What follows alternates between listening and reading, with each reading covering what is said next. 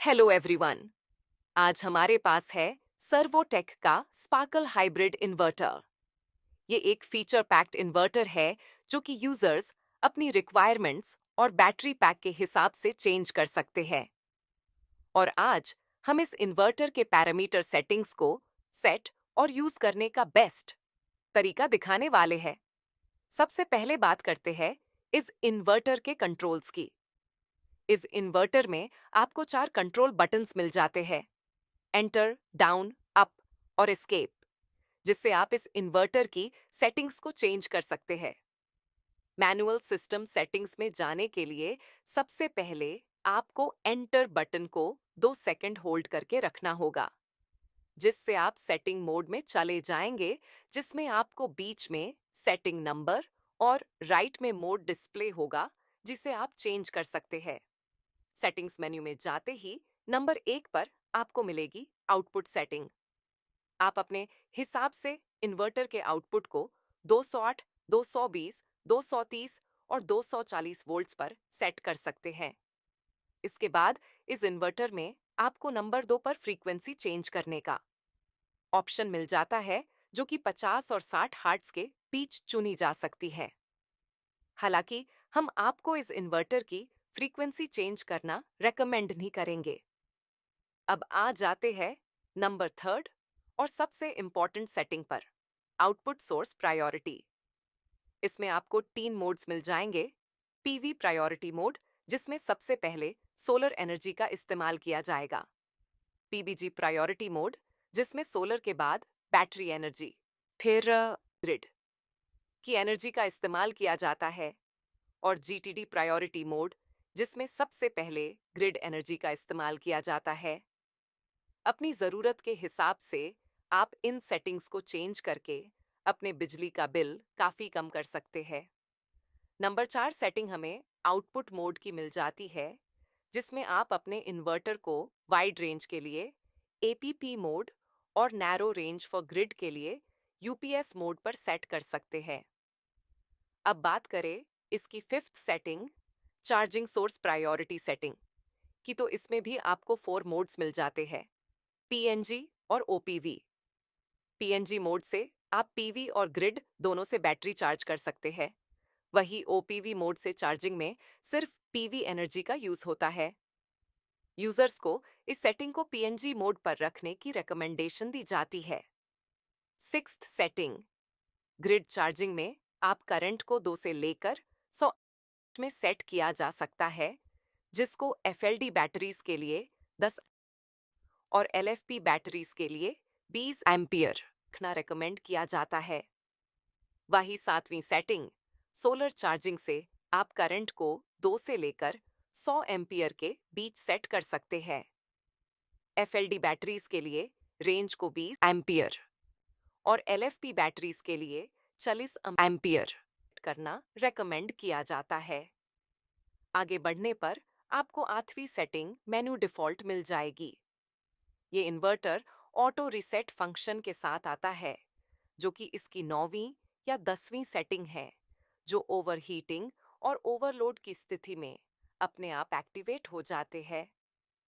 Safety के लिए इसकी 11वीं सेटिंग में इनपुट कट वार्निंग का फीचर भी मिल जाता है, जो कि एक्टिवेट होने पर बीप की आवाज करने लगता है। इस बीप साउंड को डिसेबल भी किया जा सकता है। 12वीं setting Hume energy saving mode की मिल जाती है, जो कि 35 वाट से कम पर सेट होती है। इसे यूजर अपनी जरूरत के हिसाब से ऑन या ऑफ रख सकते हैं।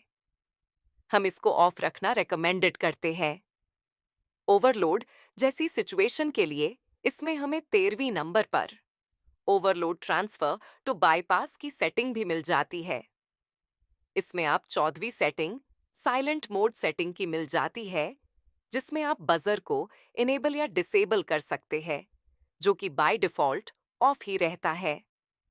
इन्वर्टर की 15वीं setting, battery return to mains में आपको 40 से 50 वोल्ट तक की रेंज मिल जाती है, जिसे एफएलडी बैटरी के लिए 47 वोल्ट और एलएफपी बैटरी के लिए 50 वोल्ट पे रखा जाता है।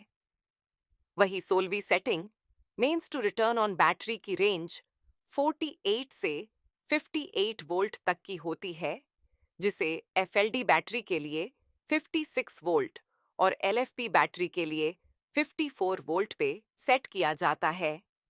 70वीं सेटिंग बहुत इंपॉर्टेंट है, जहां हमें बैटरी टाइप की सेटिंग करनी है।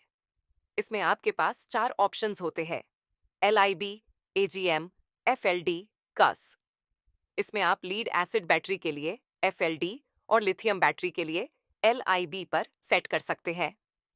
18वीं सेटिंग, बैटरी लो को 41 से 50 वोल्ट के बीच एक्टिवेट किया जा सकता है, जो कि FLD के लिए ऑटोमेटिक पर सेट होता है और LFP के लिए 47 वोल्ट पर सेट किया जा सकता है। इसी तरह 19 setting, battery shutdown voltage point भी 40 से 48 वोल्ट की रेंज के बीच सेट किया जा सकता है, जो कि FLD के लिए ऑटोमेटिक पर सेट होता है और LFP के लिए 46 वोल्ट पर सेट करना होता है। 20वीं setting constant voltage mode voltage point setting की है, जिसकी रेंज 48 से 68 वोल्ट की है। ये रेंज FLD के लिए ऑटोमेटिक पार सेट होती है, हालांकि LFP के लिए इसमें फ्लोट सेटिंग 56 वोल्ट पार सेट करनी है। 21वीं हमारी floating charge mode voltage point setting की है, जिसकी रेंज 50 से 58 वोल्ट की होती है। ये रेंज FLD के लिए ऑटोमेटिक पर सेट होती है, हालांकि LFP के लिए 54 वोल्ट सेट करनी है। 22 setting, grid low voltage point APP को 90 से 154 वोल्ट या UPS मोड में 170 से 200 वोल्ट के बीच अपनी जरूरत के हिसाब से चेंज किया जा सकता है। वही 23वीं सेटिंग, ग्रिड हाई वोल्टेज में अगर आप APP मोड में हैं, तो इस सेटिंग को 264 से 280 वोल्ट और UPS मोड में 264 वोल्ट बाय डिफॉल्ट है रहेगी। इस इन्वर्टर की 24वीं setting, low power discharge, by default 1 से 8 घंटे के बीच सेट रहती है। वही कुछ सेटिंग्स है जिन्हें आप खुद ऑन या ऑफ कर सकते हैं। सेटिंग्स जैसे 25 नंबर पर इनवी सॉफ्ट स्टार्टिंग, 26 नंबर पर रीस्टार्ट फैक्ट्री सेटिंग, 29 नंबर पर बैटरी डिस्कनेक्ट अलार्म और 30 नंबर पर बैटरी इक्वलाइज मोड यूजर्स खुद ऑन या ऑफ कर सकते हैं। इसके बाद हमें 31 नंबर पर मिल जाता है इक्वलाइजेशन मोड पॉइंट सेटिंग, जो कि 50 से 62 वोल्ट के बीच सेट किया जा सकता है। बाय डिफॉल्ट ये 58 वोल्ट पर सेट होती है, जिसे FLD के लिए 60 वोल्ट पर सेट किया जा सकता है।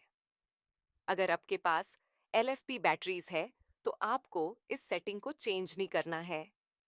32वें सेटिंग, इक्वलाइजेशन चार्जिंग टाइम को 5 से लेकर 900 मिनट्स के बीच सेट किया जा सकता है, जो कि 60 मिनट की सेटिंग पर बेस्ट परफॉर्मेंस डिलीवर करती है। वही 33वीं सेटिंग, इक्वलाइजेशन डिले टाइम भी 5 से लेकर 900 मिनट्स के बीच सेट किया जा सकता है, पर इसे 120 मिनट्स पर रखना रेकमेंड किया जाता है। 34 सेटिंग, इक्वलाइजेशन इंटरवल टाइम को 1 से 90 दिनों के बीच सेट किया जा सकता है, जो कि डिफॉल्ट सेटिंग्स पर 30 दिनों पर सेट होता है। हालांकि 35वीं सेटिंग में इक्वलाइजेशन को यूजर्स खुद भी किसी भी समय ऑन या ऑफ कर सकते हैं।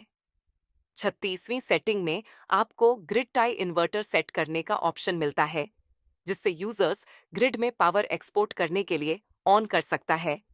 इसको ऑन करने से पहले नेट मीटर लगा हुआ है या नहीं, ये चेक कर ले।